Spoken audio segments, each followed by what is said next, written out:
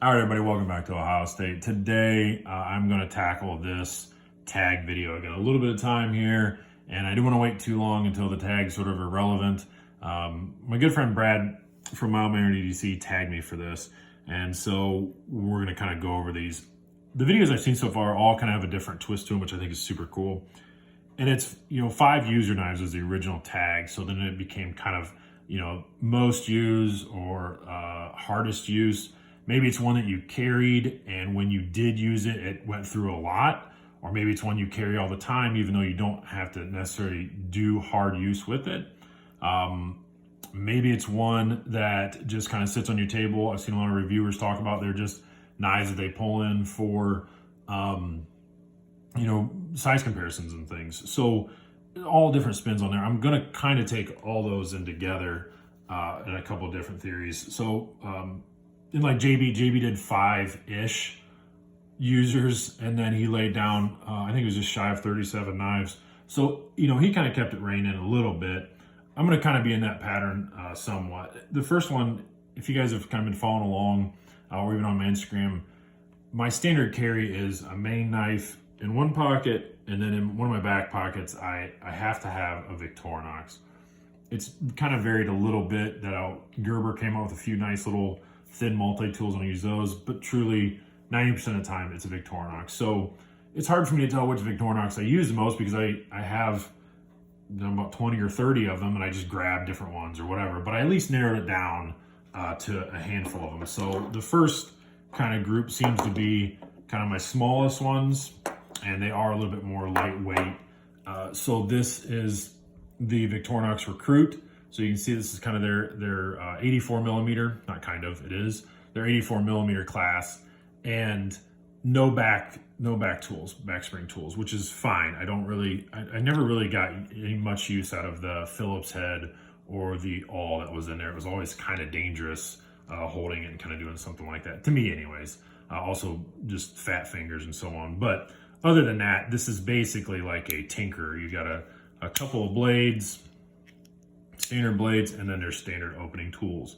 So, it's just quite functional to me. As I've said before, for my job, I have to take plastic panels off the machines, and a lot of them have these really strong cleats, and you're trying to kind of pop them out and around, and I use this thing for that a lot. And don't get me wrong, I have a whole tool bag next to me that I wheel around, but this just comes in handy, and certainly around the house it comes in handy too. During the summer, I wear a lot of golf shorts, and so a nice small lightweight one like these is usually where they fall in line.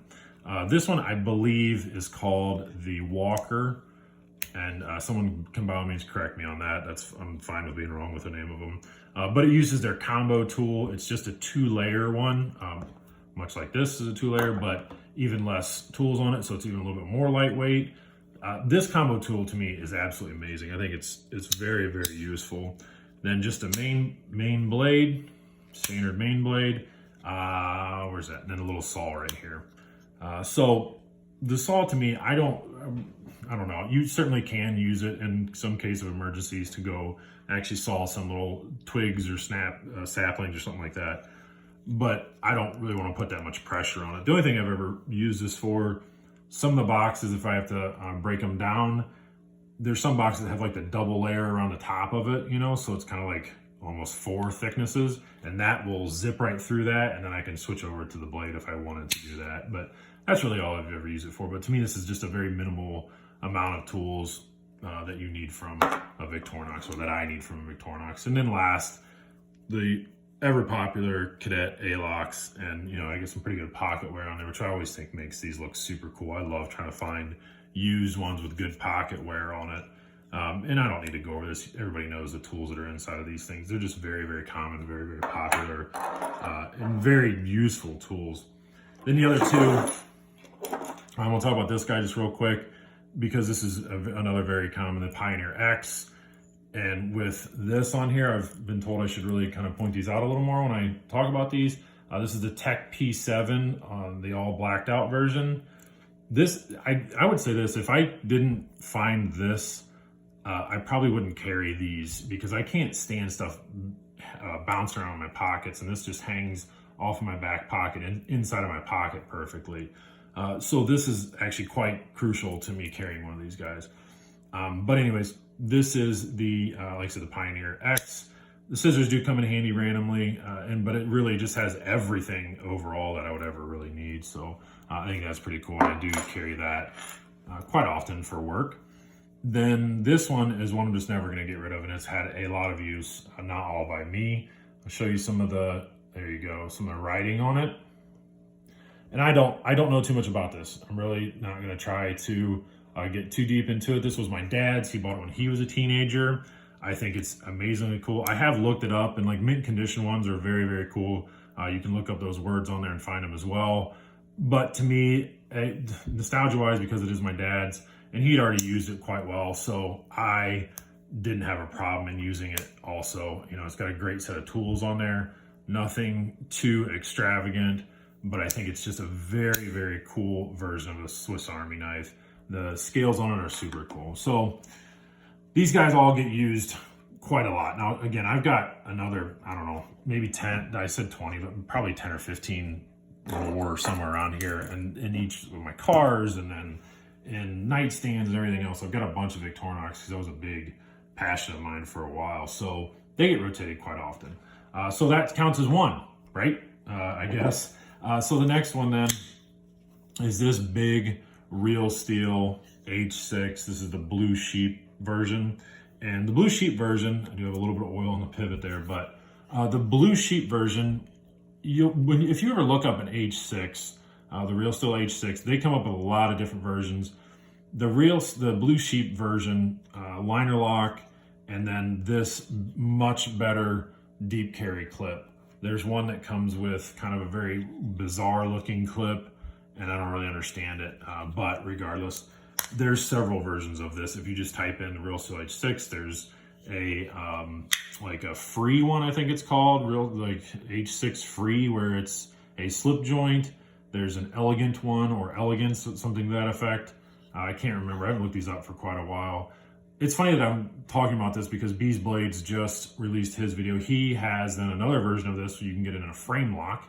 And he had never heard of this knife, and this is my third one of these. And I've been talking about these for a while. I suggest these all the time. If you're okay with the weight, it's got some weight to it. But to me, that's fine, because that's what I needed. I needed something beefy. I felt confident in it, nice, strong, even for a liner lock. That is a pretty doggone beefy liner inside of there. I think it's just a fantastic knife. You can see the action as long as I get my thumb underneath there. And these are like 45 bucks. I mean, 14C28N, G10, awesome action, big beefy blade.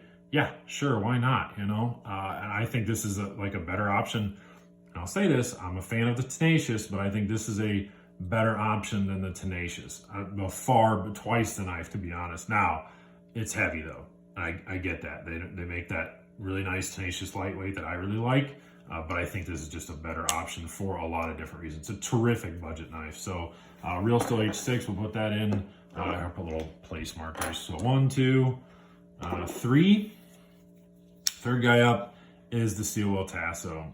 So this was like my first kind of venture into what I can, in my collection, is higher end. All right, something that is real close to the $200 mark. I had one other knife before this that was a Quartermaster.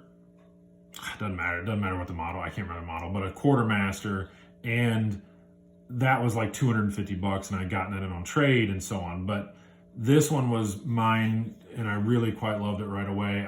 When they were releasing pictures of it, I mean, everything about this kind of speaks to what I know. I like big, chunky blades. I'm kind of moving into smaller knives a little bit, but my first love is these big, deep belly blades. Just a full-size handle. Everything's great on it. I'd never had M390 before. This ant lock on here is amazing. I've talked about this so much. It's terrific, all right? I really wish they would do more with this. Just the action on this thing, it is not an access lock. It is designed completely different than an access lock in the actual internals in here. So yes, on the outside, there's a little bar right here. We move back and forth, but it is different. And I did a whole video on this. You can see how it pops that spring up. It's just a different beast. And I absolutely love it. So, you know, other than that, I mean, everything's just contoured and rolled and just done so well that when I got it, I said, nope, I'm not going to make this like my high-end knife. I'm going to get it. I don't know if I can pick up any of those marks on the blades, but I think the second day I had these big foam pieces that were a good 4 inches thick, and I just had to carve right through them all. So it scarred that blade right away, to be honest. But again, I didn't care because I wanted to make sure I used this knife and I want to know everything about it. So that guy definitely has had a lot of hard use. So I got a couple big knives, those. For my small knife, this probably is no shock to anyone. I have blabbered on about this TRM Neutron too much, to be honest. It's just such a good knife, though. I just did a video a little while back talking about small knives and how basically this knife can take the place of so many knives for me, and it really does. It's just so thin. Even if you get version 1, version 2, version 2 is a little thicker. They do nested liners, and then they have a deep carry clip. I love just how thin that knife is. It is absolutely amazing. So for any type of like office setting, work setting, the sound that thing makes, the feels is good. But whatever, the action is absolutely amazing on it. So the TRM Neutron has to absolutely have a place marker in there. So here's the thing.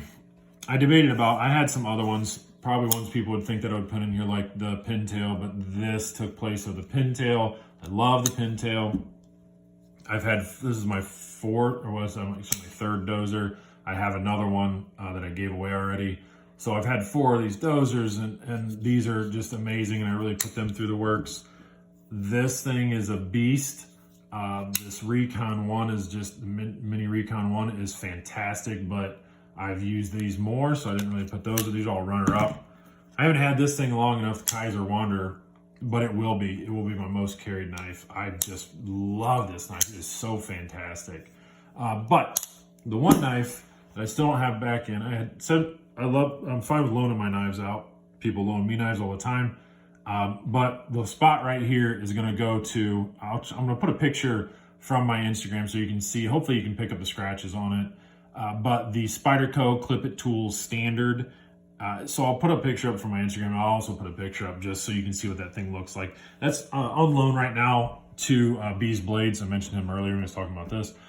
That knife fit everything I needed it to at that time. All right, I always had some form of Victorinox in my back pocket, and I wanted a bigger one. Whoa, hold on, everybody, hold on. There we go. I wanted a bigger one, some form of Victorinox, which this was good, but didn't come with a pocket clip and so on. So this did a lot for me, locking and everything else. But that Spyderco multi-tool is so fantastic. It fit the bill perfectly. It was what I was looking for. It was one-handed opening, good quality, locking blade, and then the secondary tools really that way. Because some days I didn't want to carry 2 knives. All right, I just wanted one. Perfect, boom, fit the bill, everything about it. I bought it immediately when it was released, and I used that thing to death. I still do. You know, sometimes on the weekends, that's just all I grab. Because it's nice to know that I don't have to have 2 knives if I have that one with me. So, all right, this is probably the longest video I've ever made. Oh, no, it's not. 13 minutes we're going on. Well, whatever, 14 minutes. But I am going to stop talking. Brad, thank you very much for tagging me in this. I don't know if anybody's left for this. I'm going to tag Tyler. I don't think he's done that yet. So Everyday EDC, you get out there and show us your 5 knives as well. 5 user knives, 5 hard use knives, whatever you want to call it. Again, the original tag was 5 user knives, the stuff you grab most often. So put your spin on it, Tyler, if you haven't done it yet or haven't been tagged yet. Other than that, I'm going to stop talking. I love doing videos like this, talking about our collections and seeing other people's collections and the ones that they sort of gravitate to the most. So good tag, everybody. All right, take care.